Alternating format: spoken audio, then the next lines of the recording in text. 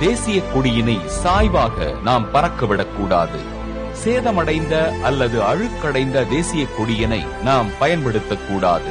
தேசிய கொடி பிற கொடிகளுடன் பறக்கும் பொழுது தாழ்வாக பறக்காமல் பார்த்துக் கொள்ள வேண்டும். மேசையின் மீது விரிப்பாக விரிக்கக்கூடாது.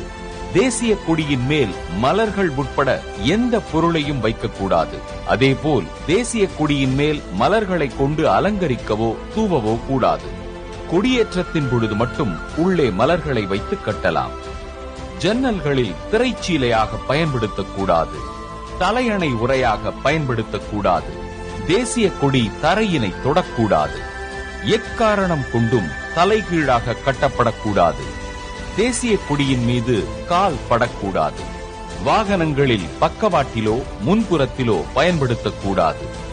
தேசிய கொடியினை தலைப்பாகையாகவோ இடுப்பில் ஆடையாகவோ பயன்படுத்தக்கூடாது.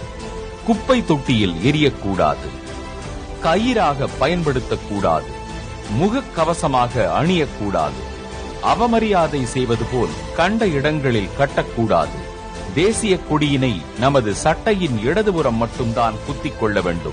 வலதுபுறம் குத்தக்கூடாது. தேசிய கொடியினை பயன்படுத்திய பிறகு கசக்கியோ சுருட்டியோ வைக்கக்கூடாது.